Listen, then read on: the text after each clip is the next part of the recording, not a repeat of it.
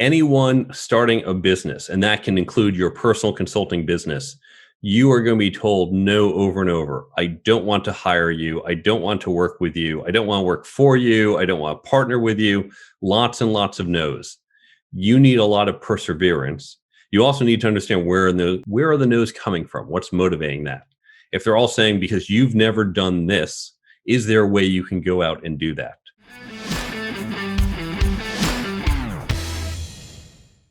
Yeah, we often think of negotiating as just you and I sitting across the table from each other, but it's also other options and opportunity outside that set. And this is where you want to be creative and enlarge the pie, whether it's the pie between us or just the options of all the pies I can potentially do a deal with. How do you actually, you mentioned swiping left on dating apps, and that allows you to just broaden your opportunity in getting to potentially know people. Where do you have to be when you're a freelancer or a consultant starting out, or when you're just starting out in business? Let's just say I did a startup. I started out as a freelancer, grew it from a one-man team. We're now a 50-man team. But how do you network when you're a one-man team and you got no company logo and you got no company records? You don't have your receipts. No one knows who you are. And I started out when I was 22 years old, hence the book CEO at 22. How do you network well? Because a lot of people will look at you and say, you're too young to service my business. You're too inexperienced. There's a lot of X factors in between.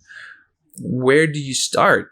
Well, first, on the note of being too young, being told no, anyone starting a business, and that can include your personal consulting business, you are going to be told no over and over. I don't want to hire you. I don't want to work with you. I don't want to work for you. I don't want to partner with you. Lots and lots of no's. You need a lot of perseverance. You also need to understand where are the no's coming from? What's motivating that? If they're all saying, because you've never done this, is there a way you can go out and do that? So here in the US, one thing I tell people when you're trying to get into a new area and you say, I have no education, no training, can you do some volunteer work? There's a great organization called Taproot here in the US where they take people and say, you're going to be a volunteer, but instead of just making sandwiches in a soup kitchen, which all of us can do, if you want to do graphic design work, you can be a graphic designer as we rebuild a website for a nonprofit. And on the other side, you come out and say, look, I have helped to create a website. Or someone who's interested in doing copywriting, you can do copywriting for the website, or you can be the programmer for the website. And so you start to gain experience. Now it's volunteer work, but it's still real experience. You say, I delivered that, look at my work. But now when it comes to networking, a mistake people make is to think, I only want to network with people in my field. Don't limit yourself that way, because you want a broad network, because you never know when someone's brother or someone's neighbor suddenly needs someone with your skill set. But also, you want to, when you network, put yourself out there. I don't have a website. I don't have a logo. I don't have a brand. In fact, the way I landed one of my clients is because I'm a member of the New York City CTO Club. We're a group of CTOs. We come together, and once a month, we get together for breakfast. We hear a speaker. We also have a very active mailing list. On this list, people ask questions. I need help with this. I'm thinking about doing that. Can anyone recommend this? I am very active on that list. I am always answering questions and helping out. This does a few things. One, it just makes me a good person. I help out others, but it also makes me visible. Not just that they know my name, but when they hear me answer a bunch of questions on a topic, say, Mark seems to know something about that. In fact, I've actually been interviewing these past few years when I've been answering these questions. I don't know with whom or for what job, but I am conveying myself as an expert.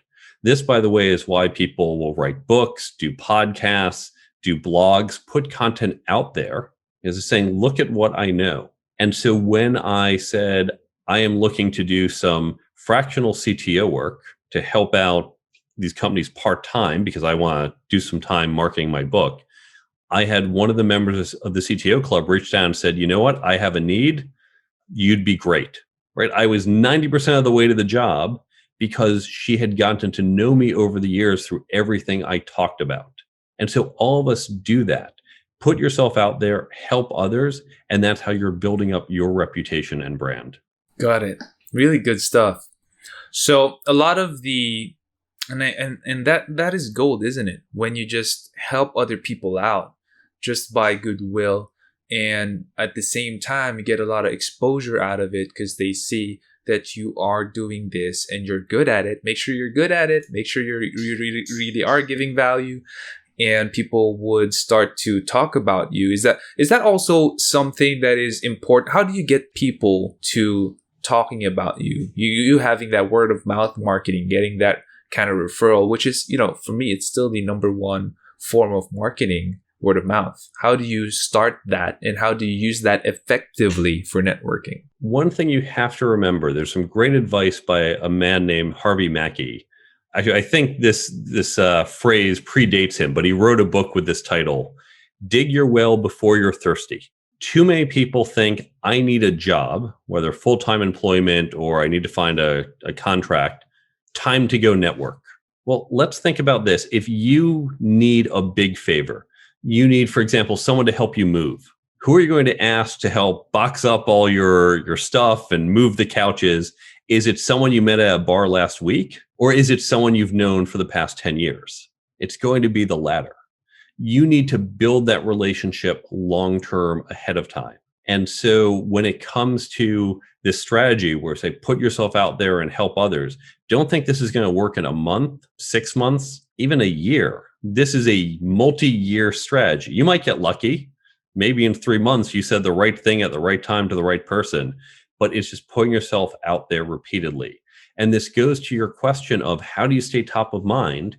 If you meet someone once, we just met, and if I say, oh, by the way, I am looking for this type of job, okay, keep that in mind, Mark. You're going to forget about it 3 days later. You're going to meet someone else. You're going to be on to other things.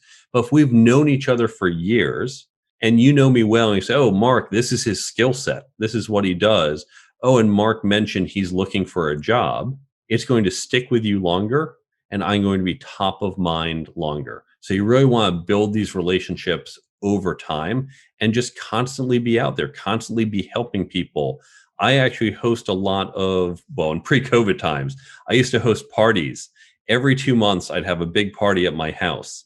That meant all the people in my social circle, I didn't send all my professional contacts, but my social contacts in New York, they're reminded of me every 2 months. They at least get the invite to my party.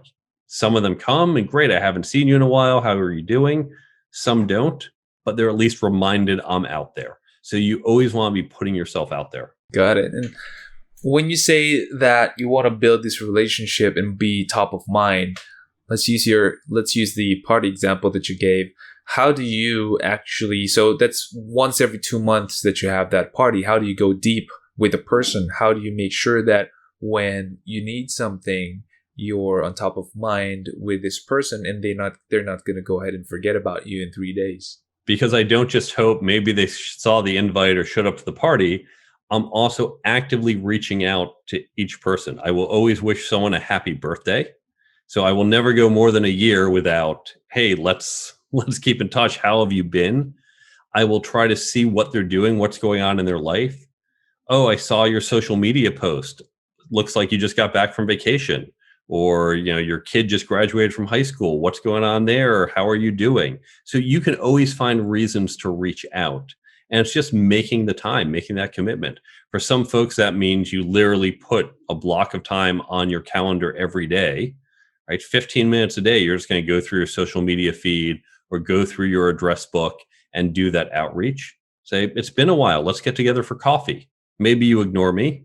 Probably most people, it's like, yeah, I'm busy now, and you're going to get lots of no's, but you just keep at it, and a certain percentage will say yes. Or it just might be more natural. I don't have to block off a fixed amount of time. I just do it as a habit these days. What do you say to people who would tell you, Mark, I'm not that kind of person. I'm not too relational. I'm more task oriented. I like doing stuff. I don't feel I could do it the way that you do, where I just out of the blue, just think about someone and ask how he or she's doing and get in touch or reach out. And I don't even feel that I'm going to say something useful or say something that would just be a good conversation starter. What do you say to those kinds of people? If you're not as comfortable with let's the two of us sit down for coffee and catch up, think about, can you do some activity? Can you say, hey, you know what, everyone, we're going to do bowling night. I'm just getting together a bunch of friends to do bowling, right? Pick that arbitrarily. Pick some event, poker night, or we're going to go do a picnic in the park or something. And now you have activity and there's something in particular you're doing. And then forget even, oh, tell me, how are your kids? Just, okay, we're here to bowl. And conversation will flow naturally. At some point, someone might mention kids or might say, oh, how's the job? And let it just come naturally for you in your style. So if you need a more formal activity, go plan that. Oh, hey, and since you're here, can you do me a favor? Can you hit on the subscribe button and hit the bell button and select all notifications so that whenever we have a new video, you're going to be the first one to know. Until then, keep leading. There's almost zero organic reach now for Facebook pages and companies. Almost zero. Because they did it that way, that you have to pay for you to expand your reach. Because people don't like seeing a lot of ads, they don't like being sold to, they don't like seeing irrelevant stuff on their news feeds.